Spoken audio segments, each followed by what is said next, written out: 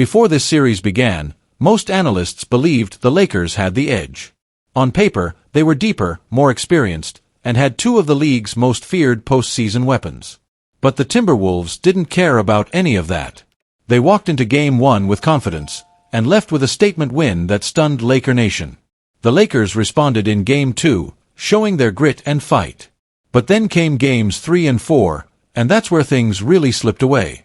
The Timberwolves tightened up, played smart basketball, and simply out-executed the Lakers down the stretch. 2 winnable games, both lost in the final minutes. And just like that, but if you think the Lakers are finished, you haven't been paying attention to what LeBron James and Luca Doncic do when the pressure is at its absolute highest. Because while this might be a must-win for the Lakers, for LeBron and Luca, it's just another chapter in a story they've been writing for years. Let's talk numbers. LeBron James and Luca Doncic are first and second in NBA history when it comes to scoring in elimination games. Not Michael Jordan. Not Kobe. Not Durant. Not Curry. It's LeBron. And it's Luca. Here's the list of the top 5 highest elimination game scorers in NBA history, minimum 5 games played. LeBron James, 33.5 points per game. Luca Doncic, 33.4 points per game. Michael Jordan, 31.3. Wilt Chamberlain, 31.1. Kevin Durant, 29.9. These are not just good numbers. They're legendary. They tell us one thing: when the season is on the line, these two don't back down. They rise. They deliver. They dominate. LeBron James, now 40 years old, is preparing to play in his 292nd career playoff game. That's more than some players have total games in their careers. He's been here before, again and again. And somehow, he still finds a way to elevate when it matters most. His overall playoff stats? Absolutely elite. 28.4 points, 9 rebounds, 7.2 assists, 1.7 steals, 1.0 block, all while averaging over 41 minutes per game. At 40. That's not just durability, that's greatness. And in this series, after a couple of slower outings early on, LeBron has turned it up. He's now averaging 26.3 points, 9.5 rebounds, 5.5 assists, and an impressive 2.3 blocks across 4 games. He's doing everything: scoring, facilitating, protecting the rim, whatever it takes to give the Lakers a fighting chance. But he's not doing it alone. Enter Luca Doncic. In his very first playoff run as a Laker, Luca is proving he belongs on this stage, and maybe even owns it. At just 26 years old, he's showing maturity, poise, and killer instinct well beyond his years. Through 4 games, he's averaging 30.8 points, 7 rebounds, 5 assists, and 1 steal. Shooting 46.5% from the field, and 36.8% from beyond the arc, all while logging 42 minutes per night. He's playing like every possession matters, and in these moments, they absolutely do. But more than the stats, it's the mentality. Luca, like LeBron, thrives when the pressure is on. He welcomes it. He wants the ball when the game, and the season, are on the line. This isn't just another playoff game. This is legacy time. And legacies are built in moments like this. Of course, it's going to take more than just LeBron and Luca. Role players need to step up. The bench needs to bring energy. The defense needs to lock in for 48 full minutes. There's no room for errors. No room for slow starts. No room for excuses. But make no mistake, if LeBron and Luca play the way they've proven they can, the Lakers are more than capable of forcing a Game 6. They've done it before. And they can do it again. So, to anyone writing off the Lakers? Don't. Because history tells us something completely different. When the lights shine the brightest. When the pressure reaches its peak.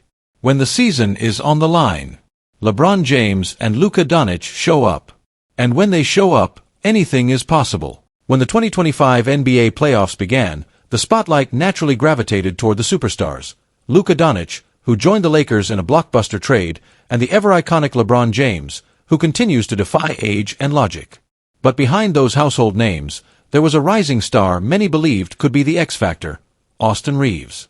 After a stellar regular season, expectations were sky-high.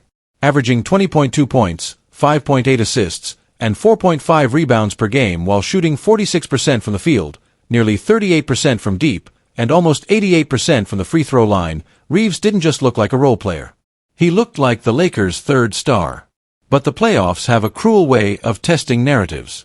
The series against the Minnesota Timberwolves has become a sobering reality check. Their physical, disciplined defense has shut down passing lanes, suffocated spacing, and most importantly, exposed the limitations in how Reaves is being deployed by the Lakers coaching staff. He hasn't suddenly become a worse player. Instead, he's being boxed into a system that doesn't allow him to thrive. From Game 1, it's been clear that head coach J.J. Redick is centering the offense almost entirely around Luka Doncic. And while Doncic's brilliance is undeniable, the over-reliance has turned the Lakers' offense into a predictable, stagnant machine. Reaves, who spent most of the season initiating offense, working in pick-and-rolls, and punishing mismatches, has been reduced to a floor spacer. A corner shooter. An afterthought. Even LeBron, at times, has looked disengaged, waiting in the wings while the offense slowly crawls through Doncic's hands. For Reaves, the issue is even more glaring. His touches are down, his rhythm is gone, and the confidence that made him such a breakout star last year is quickly fading. And when he does try to break free, Minnesota clamps down. With defenders like Jaden McDaniels and Anthony Edwards hounding him on every dribble, Reaves is being denied clean looks. On catch-and-shoot attempts, he's still relatively effective, but the moment he's forced to dribble into traffic, the results are shaky. It's a dramatic shift from the freedom he enjoyed during the regular season, when he was carving up defenses with patience and poise. Defensively, things aren't much better. Redick's constant switching has led to Reaves getting caught in mismatches, particularly against stronger, more explosive wings like Edwards. He's fighting, no doubt, but the scheme isn't doing him any favors. The result? A player who once looked like a key piece for the Lakers' championship puzzle now appears out of sync, overexposed, and underutilized. And all of this arrives at a critical financial crossroads. Reaves still has 2 years left on his current contract, including a player option after next season. But starting this summer, he's eligible for a 4-year extension worth up to $90 million. Before the playoffs, that number looked like a bargain. In fact, league insiders were whispering that his true market value might hover closer to $30 to $33 million per year, more than what players like Jordan Poole or Tyler Herro got in their extensions.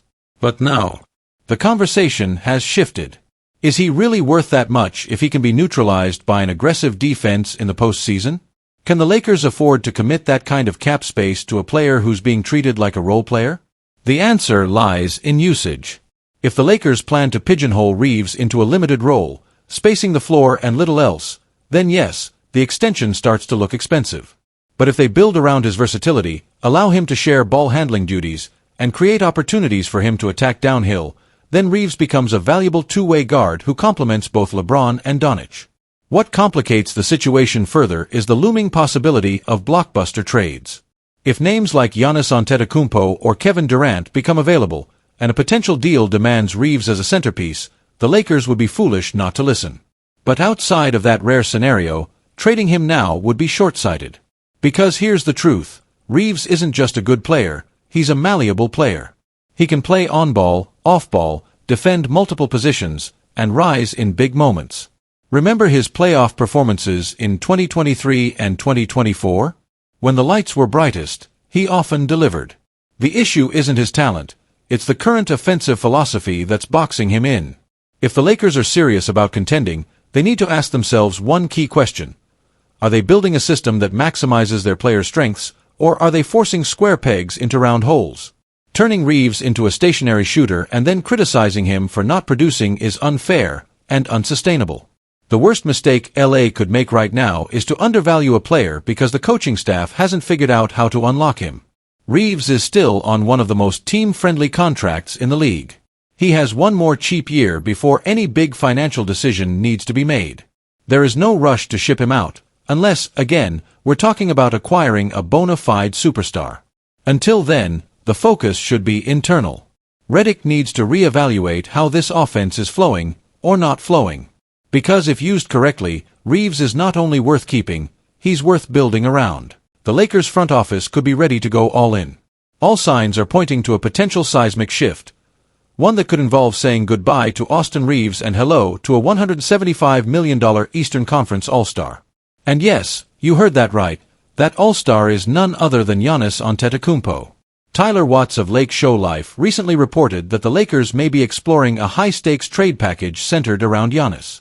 It's a move that would immediately catapult LA back into title contention and shake up the entire NBA landscape. But this wouldn't be a simple one-for-one swap. No, this would be a blockbuster of epic proportions. First, let's talk money. Giannis is set to earn $54.1 million next season. The Lakers? They're sitting just $4.3 million below the first tax apron, and that's without a complete roster. That tight cap situation means any trade would require precise financial planning to avoid being hard-capped. Enter the possibility of involving a third team. The rumored trade proposal? Brace yourself.